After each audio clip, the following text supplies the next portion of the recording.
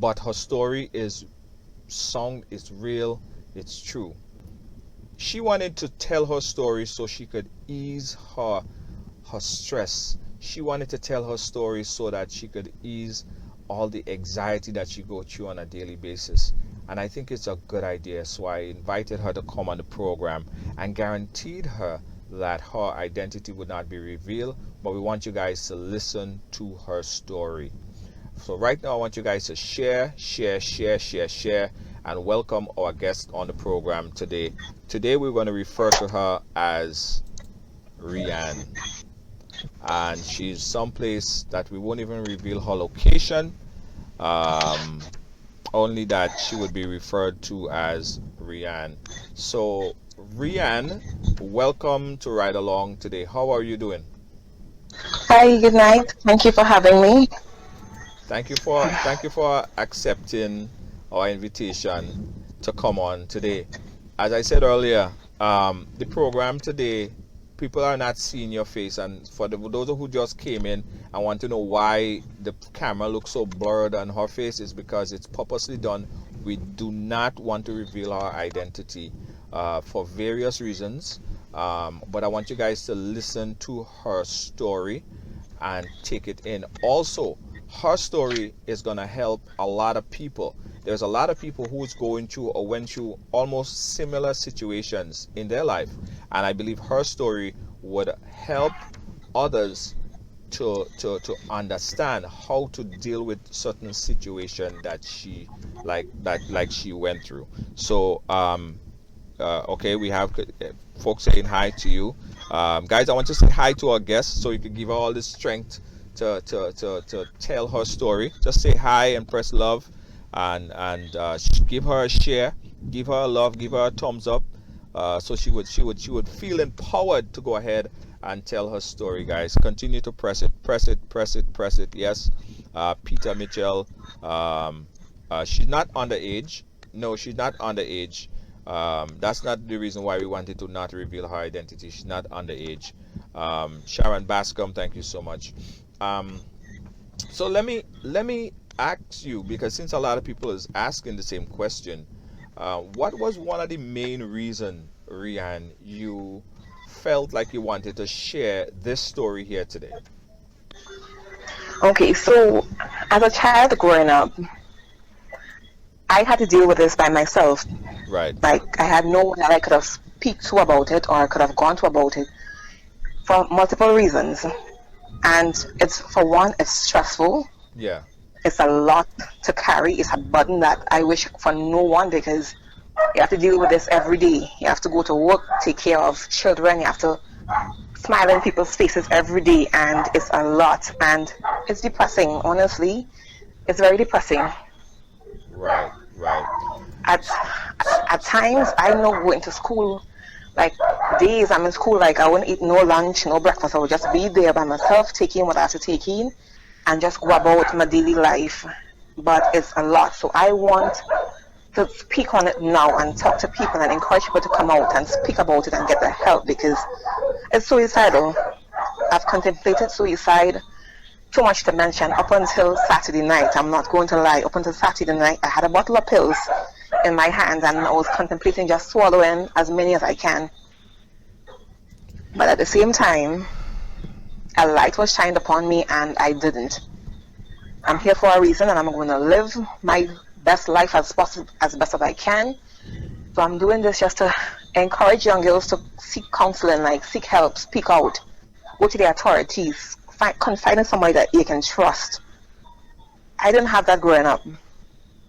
So I dealt with that on my own. let's talk about Up to let's talk last about it. year, 2017. Where did your story start, Rianne? This first started off when, at 9 years old, Uh-huh. I remember my mom working, single parent working, and as the head of the household, like the oldest sibling, Yes. my mom would be like, okay, when y'all come from school, make sure y'all get your homework done, get something to eat, bathe, and wait until I come from work, to see after y'all. Right. and the others would be outside playing and doing what he would be doing. I am the only girl, so I'm inside. Me being inside, he would come around, Hold ask on, little hold on, hold on one questions, second. make Hold on one little second. jokes. But Hold on one second. my older brother, so Sorry not to cut you, right?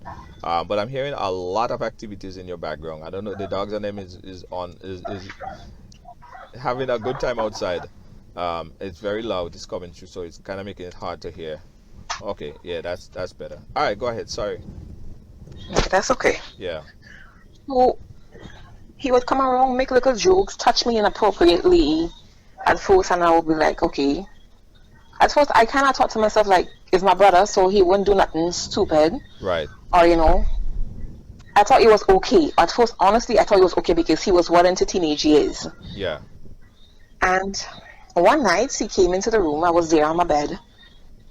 And he started touching me in places that he's not supposed to be and doing things that was not supposed to be done.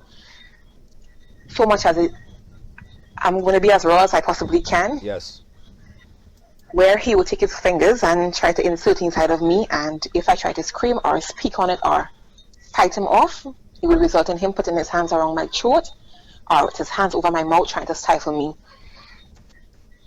That continued for some time, and it happened one day where we didn't have school, and it went on for a period of hours.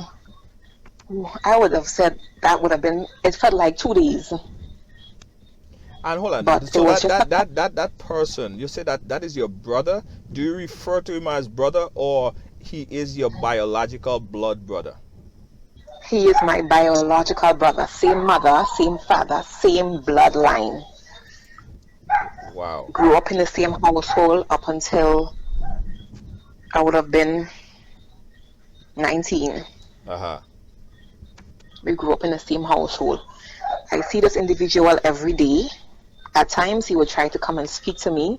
No, let's go back. He would try to say Hold on. things. I don't want to go up there so far yet. I want to still come back to the time, the first time, the instances that he would make passes at you. Are you the only girl? I am the only girl in the household. Right. So the first time he made any kind of pass at you, did you try to talk to your mother? Did you try to talk to your father? Did you try to talk to anybody and tell them, listen, my brother is making sexual passes at me, or just finger pop me or whatever? Did you get a chance to tell them anything? I went to my mom, and she was like, what stupidness you're telling me? You know that's your brother? That don't make no sense what you're saying. You know how Caribbean people speak. And she brushed it off and she went about her life like normal. She did nothing to separate us when we didn't have school, or like during vacation time. She did nothing to keep us apart, nothing. And excuse. Yeah, no, I understand. It gets emotional. So your mom didn't even believe that your brother was doing that to you? No. Where was your I father? spoke to her about it. My father went about his normal life. He didn't live in the same household with us. He didn't really have much interaction with us because, as he said, my mom didn't want to be with him, so he felt no need to be in our lives or take care of us or be a part of our livelihood. Right. So it was just my mom and my 3 other siblings.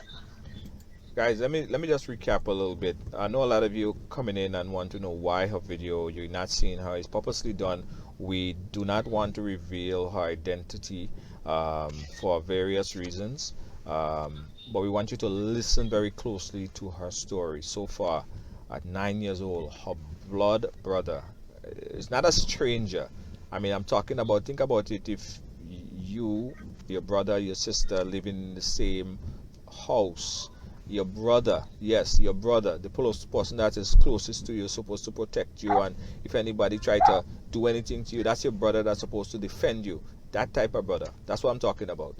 He sexually molested her from starting at 9 years old. So the first time he did it, what was going through your mind? What question did you ask yourself? What was going through your psyche? why me? Why me? What did I do? Was I dressing inappropriately? Mind you, I was a tomboy, so I would never wear short shorts or expose my stomach, and I was a child, 9 years old, so I was not allowed to wear this kind of clothing. So I keep asking, why me? What did I do? Is he that evil? And it's just continued happening up to, I remember, I saw my first period at 10 years old. Right. And I understand. it would have been like 4 months before my 11th birthday. Right. He came at me. And the same time, he came at me actually sexually, like to go further than just using his fingers. Right. Because now I know what a condom looks like. I can tell you, yes, he had a condom on his penis. But my second brother came into the house at that point in time and he stopped. Did your other brother see what he was doing? He didn't see, no. He came into the house and we was alerted that he came into the house, so he stopped. Okay. He continued with the finger and I continued saying, Mommy, this is going on and I don't like it. I don't want to live here no more. I don't want to live here no more. And she looked at it as I am just trying to lash out because I want my own way. How could a 10-year-old want to have her own way? What could she be wanting to do at 10 years old more than play with her classmates and play with Dolly and look at cartoons? So that continued. She ignored it for a number of years very well. And February 19th, I can tell you exactly the date and the month. Right. He came in and he took my virginity. And that day felt like the longest day of my life. It felt like I was going to die.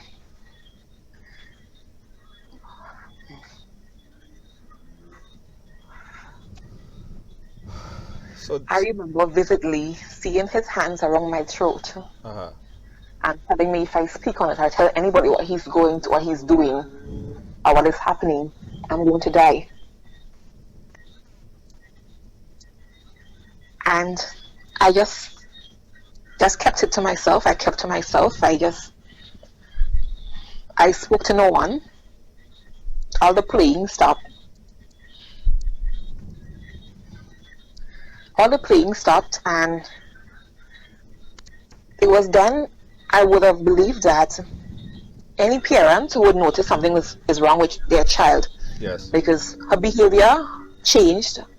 She stopped doing the things she liked doing, which was going to the beach and just like being outside, being interactive, playing football, plaiting hair, learning to cook, learning to do laundry and stuff. And all that stopped. And it was not because I was crying for help. I wanted her to notice a change in my behavior and start questioning herself and start questioning what was taking place underneath her nose. Like it was happening right underneath her nose. Right. This went on to the point where at times she would be in her room. And mind you, this was a 2-bedroom house. The house was not that big. So if I squeak, if I make any muffled sound, she was supposed to hear. So we had times she in her room and we at our room. And he would come and try fondling me and trying to do things to me. And I would make little noise and move things and kick things off the bed and stuff. Just to come into the room and she wouldn't even bother. She wouldn't even bother. It happened from that sexually up till I was 13. Protected and unprotected.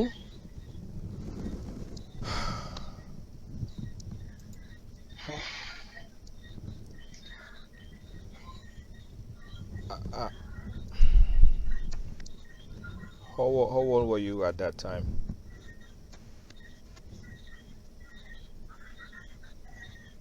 Repeat that? How old were you at that time? When it last happened, I was 13 years old. I remember exactly 13 because a family member came from overseas that time, and the day before it happened, actually happened a Friday, and then my family member came the Saturday, and she was like, what is wrong? She saw changes. She questioned, but at that time I was a bit too scared to speak on it, because I wouldn't say that I got comfortable, but if the person you're supposed to trust the most, which is your mother, which is supposed to be your friend, somebody you can go to about any and everything, didn't notice it and didn't really care. I wouldn't say care. She like she neglected the signs. Then I wasn't going to speak to a family member about it, and that family member wasn't as close as to say like an aunt or so. It was just a family member, distant family member. So I wasn't going to speak to them about it. So it continued happening, and that when it stopped, that was the last time. Ivan came. We were separated for some time. I thank God for that. Up until today, I thank God for Ivan. Yes, it was a terrible time that we went through a terrific time. But I thank God for Ivan, because if it wasn't for Ivan and we wasn't separated, I think it would have continued happening until probably I would have been older. And we regained household, like my mom rebuilt a house and we were all back underneath the same roof. And at one time, I would have been 15 years old, actually. And it would have just been about 7:30 that night, because I remember GBN News playing. My youngest brother would have been in the sitting room looking at television. And my mom in her room, and I was in the next bedroom. And he came in and he tried. He literally like grabbed onto my panties and tried to insert his fingers, and I was like, no, this is not happening here tonight. And we started to fight, where I got my lip busted, 3 stitches. I got my eyes busted. I got 2 stitches over my eye. And he hung on. I remember him having a baseball bat in his hand. And when my mom heard the commotion and she came into the room, he was like, let me kill her, let me kill her, let me kill her. She don't nice. Shadi going to take man. And when people telling you about it, you believe in them. And I'm like, tell the truth. And that's when I started to get disrespectful. I'm not going to lie. I used some obscene language. I was like, tell the so-and-so truth. Tell her what you were just trying to do. Tell her what you were doing. Tell the truth. And I remember we fighting, and that one time my mom said, Rianne, just jump through the window. Just jump through the window and run. Just jump through the window and run. Go by the neighbor. We'll come to you just now. And I'm like, no. Why should I have to run? Why should I have to run? Let him leave. He's the one that's been doing wrong. Call the police. Call the police. I'm just tired. I'm fed up. And that night, I didn't sleep in the house, actually. She had one of my aunts come get me. She didn't tell them what to put. She just told them that somebody in the neighborhood was being provocative towards me, and she needed to get me away for some time. Some time meaning 9 days. I spent 9 days at my aunt's house, and she took me back. When she took me back, he was no longer in Grenada. He was no longer in the country, actually. And we never spoke of it. She never questioned me as to why that fight took place, how I felt about dealing with that for all those years. She never said, I'm sorry. She never took me to no doctor, never took me to counseling, nothing. Nothing. I dealt with that on my own. And just imagine your oldest brother, like same house, same mother, same father, same blood. You know, I, I'm lost for words because it is just hard to imagine. I think everyone that else that's watching is seeing the craziness and how difficult it is to even imagine to being forced a brother who is a blood brother, blood relative, and the worst of it is that no one was there to protect you, no one was there to help you, no one was there to believe you. Did you go through No a, one. did you go through a period in time that you just felt lost and you just should you ever I, thought about doing the extreme? I still do. I still do. It's something that I battle with daily. Like I said earlier up in the show, I see him every day. And when I say the only time I would get a break from not seeing his face or seeing him at all is if I stay inside. If I don't leave my house and go anywhere at all, period, I won't see him. Once I leave, once I leave the house, it could be to go to the shop, it could be to go to St. George's, it could be to go dispose garbage,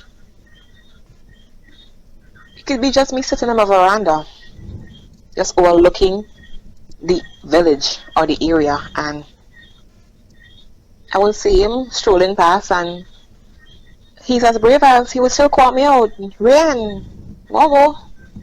Mm. Let me ask you about the relationship with your mother, because someone asked that question in there. How is the relationship with you and your mother now? It's a constant back and forth. I resent her a lot, so much to the point where sometimes I keep my kid from her, my child. Sometimes she's calling and I will just ignore the phone call or the phone calls. I just can't deal with it. I can't look at her in her face sometimes. It's like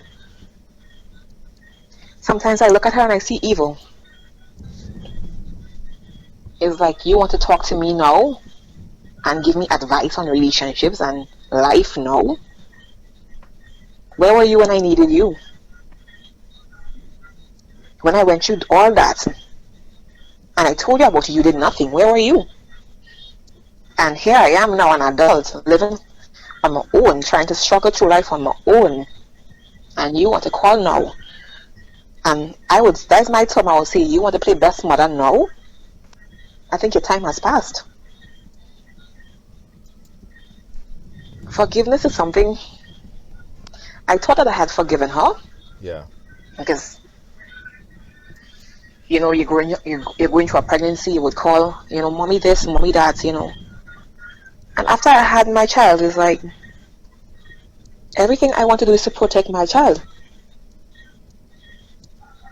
So how could you not wanting to protect me as your only daughter? I went through puberty on my own. When I first started to see period, I couldn't even go to her about it. We didn't even have a conversation. It's like, okay, like, you're seeing period now. If you have sex, you can get pregnant. If you do this, that is going to happen. And up to this day, we never had a conversation about sex. Never. All she knows that I went through my teenage years. I got pregnant at my late teenage years. I had my child, and that's all she knows. She doesn't know at exactly what year did I lose my virginity or nothing. Do you think that your mom was kind of a part of this whole abuse? Because why would she never even listen to you? Not only one, not even one time.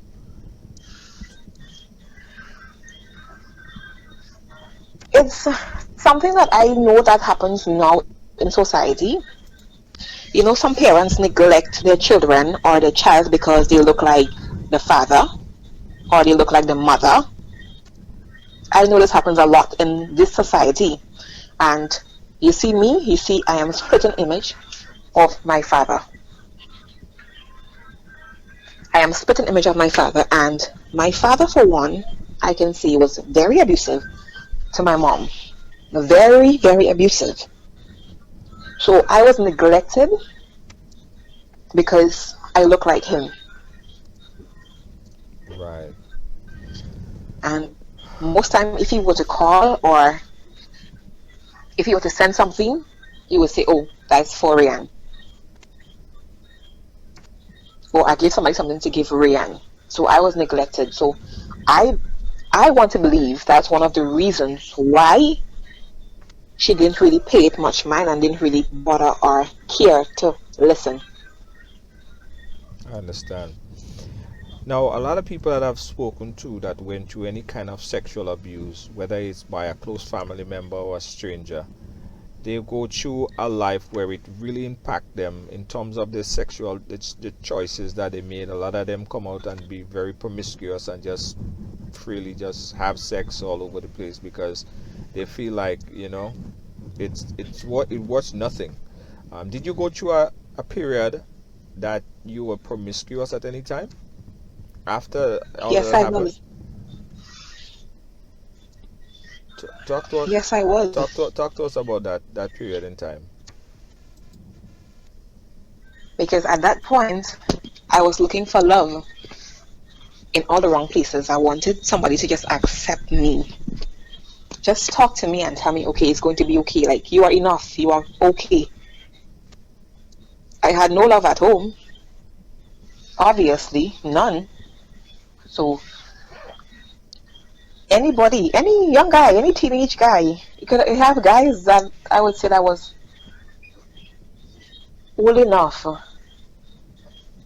way older than I was, who wasn't even supposed to be looking at me, came at me, and at that point, anybody give me attention, I took it. I took it, and I knew that it was wrong because after a certain amount of time, it's like after they come and they have sex with you once or twice, they would disappear, and then the calls would stop, and the messages would stop, and then you stop seeing them all together, and then somebody else comes along and gives you attention, and oh hey, this one is making me feel wanted, he's making me feel loved. So I took it and I went, and that happened until numbers started climbing and climbing and climbing, and So I got old enough. you was taken advantage of And I'm like, by that's all not this. me. You was That's the way you deal with things. sorry. What I wanted to say was that a lot of men that came into your Repeat life, yourself? and what I was saying is a lot of men that came into your life after you, basically because you was searching for love and you didn't have it at home, it was just a free for all. Everyone that came in, you was just open and acceptive to whatever they were saying. um, how in hindsight, when you look back at that period in time, how do you see it? Do you understand that, um, or did anything change as you get older, make better Yes. decisions? Yes, it changed because when you're out of your teenage years and you're trying to find yourself and build a life, like find who you are and try to go on the right path and do things thinking like for further in future, you start understanding like, no, that is making no sense. You cannot be going and having sex with this one this week and stop talking to him, and when somebody else gives you attention next week, you go have sex with them and stuff. And that took me into a very, very dark place for a very, very long time, to a point where I couldn't even be the best mother that I could have been to my child. It makes you make poor decisions. It takes a lot out of you emotionally. And some of the guys go so far now, when they see you, they would scorn you. Like, some of them would like skin their face at you, like, and I'm like, you didn't know better then? You're looking at me this way now, you didn't know better then? Yeah. Somewhat, Lacey I J. can't say it was a point. Lacey J is Go asking, ahead. did you ever get any therapy or get a chance to tell your story to anyone or any kind of healing, emotional healing anywhere? Emotional healing, no. Emotional healing, no. So how do you deal with all of this stuff on a Therapy, daily basis? Dealing with the fact that your own brother sexually abused you, dealing with the fact that your mother neglected to even protect you, dealing with that your father is not there to be a fatherly figure around you, and I being like start, you're out there in the wilderness by yourself. I started therapy 2017. There were one point in time I was sitting there and I felt like I was going to die. I literally felt like I was going to die. I couldn't breathe. My chest felt like it was crushing in. My hands were shaking so bad that I couldn't even hold a bottle of water. And that is when I knew that I needed help. I can't deal with this no more on my own. I can't sit here and think it's just going to pass, or it's just going to block it out of my system, out of my memory. I can't. So I reached out to somebody in the media, actually. Yes. I didn't ask her, I didn't tell her why.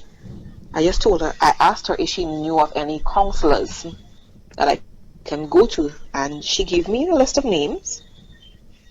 And the next day I started calling, and the only one person answered the phone that day, because it was a Saturday. And I told her, look at what was going on, look what was happening, and she fitted me into her schedule. Would have been this Tuesday, and I started counseling then. And I had to stop, unfortunately, before we got into like the details of it, because work-related issues. I wasn't allowed the time to go to counseling Right. because of the hour that she had me scheduled at. I wasn't able to leave work to go to do that. So I had to stop. And I was managing fine.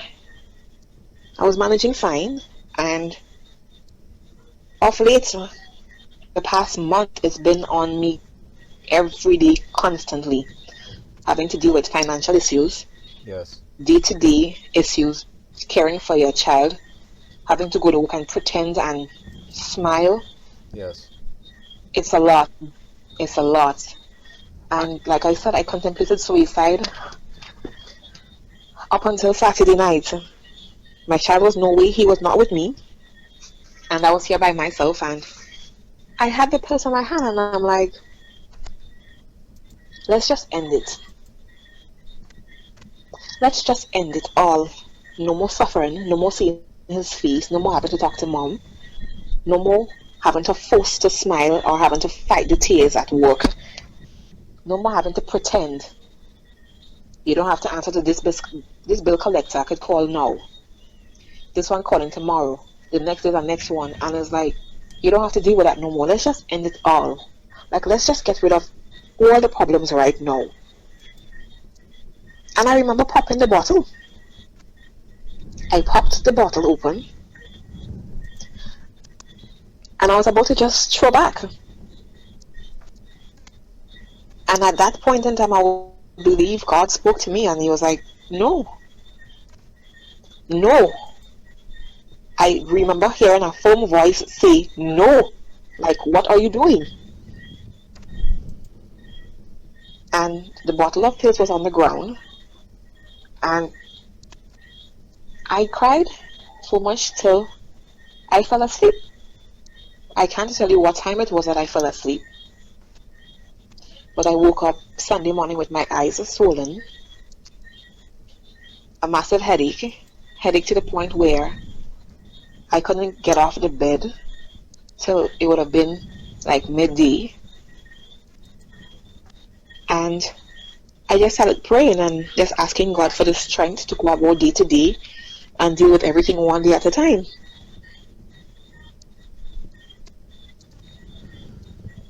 So I know firsthand it's a lot to deal with.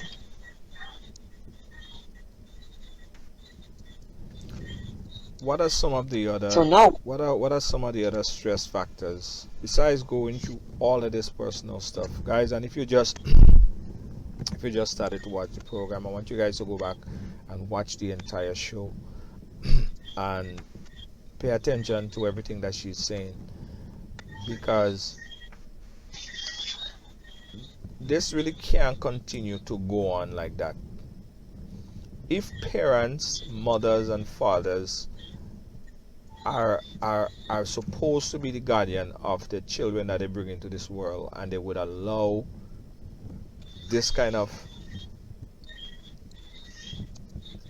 this kind of devilish act to go on in their home, you might as well just don't have no children. You might as well just put up your kids for adoption, or just get rid of it before you even have it. Because I think that this to destroy someone's life, both your brother and your mother, in part, destroy your life and put you in this position that you're in right now, where you're going through so much heavy depression. I remember when you contacted Right Along, you told me that you was very depressed and you needed someone to speak to.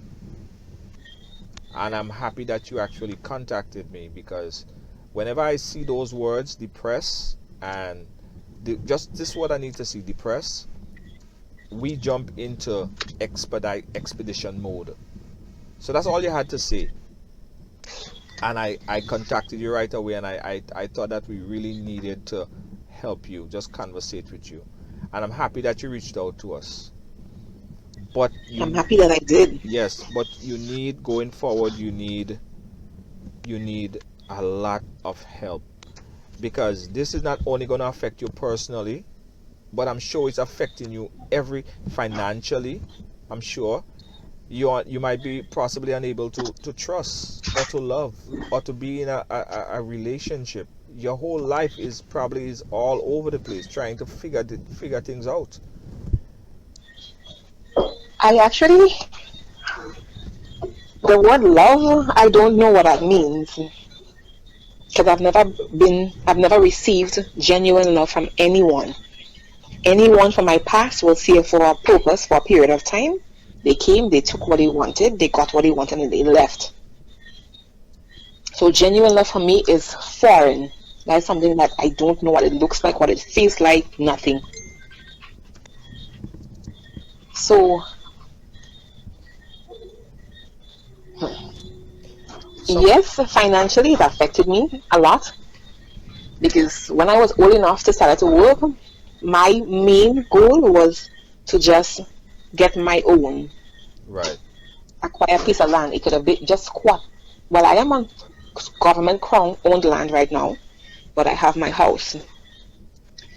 I fought for this for years, because I know me being here, it's my safe haven. I can be at my peace. I can be here and bawl if I have to bawl, or cry if I have to cry, and shut the world out if I have to. Yes. But it's a lot. Sometimes I can't even pay bills. I can't even make ends meet, as to not even knowing how I'm going to send my child to school the next week, or how I'm going to get this bill paid, or how I'm going to even travel to work sometimes. But I try my best. I really do. I try my best, and it's hard. Talk So to. I'm asking the mothers and even the single fathers, Yes. pay attention to your children. You notice a change in their behavior. If that child is used to going outside and playing and singing and writing and reading books and coloring, and you notice they stop all that, they want to be in their room by themselves, talk to that child. The child come from school. How was your day at school? What happened to you? What is going on? Talk to your children. This is not just happening to young, this is happening to young boys as well. Come to your mommy, the neighbor tell me something out of the way. Yes. Go to that individual or get the necessary authorities involved. Speak to your children. This is happening and everybody is not strong enough to deal with it. Everyone is not strong enough to deal with it. Someone is I asking. was told, Sorry. Go ahead. go ahead. Now, someone was asking. Wendy Brave Boy is asking: is the father of the child still in your life? Your child, father of your child. No, he's not. So you're a single mother. And no, he does not assist financially. I'm a single mother. Wow. Um, I'm a single mother. a few people want to know. I'm going to open up the phone lines and at least have one or two people talk to you. Is that okay with you? Sure. All right, guys, we're going to open up the phone lines right now. Opportunity for one or two of you that's listening, watching around the world to call and speak to Rianne. The number that you call is 718-701-5720. That's 718-701-5720. We're taking your call right now. Talk to her. If you have some words of advice that you want to give her, if you have any assistance, anything you want to say, call us right now. We're taking your call, 718-701-5720. For the folks that's listening over there on Crossroad Radio 105.5, you're listening to Ride Along, and we're also live on Facebook.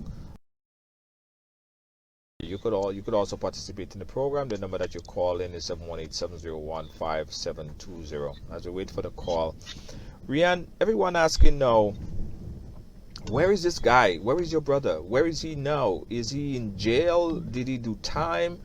What happened to him? No, he's actually living his normal life. So he never did any time for this. He never went to jail, got locked up for this. He never He paid any penalty. never got arrested, never did no time. He lives his normal life. He gets up every morning, goes to work, and goes about every day. And do you see him, or do he I try to speak to you at any time? Your brother. I see him every day. I see him every day. You see him every day. Every day. Besides on a Sunday. On a Sunday, I am at home, inside, and I won't acknowledge nothing outside. So from Monday through Saturday, I see him every day. He would pass, whether it'd be him passing to go out the road or to go chill out, or sometimes I'm at work and he pops up and I see him every day. And yes, he comes and he would try to speak to me. He would try to speak to me. He would, Rianne, how you doing? How is your child? He would refer to him as, how is, so and so doing? And I'll be like, nigga, you really serious? So he's tormenting you.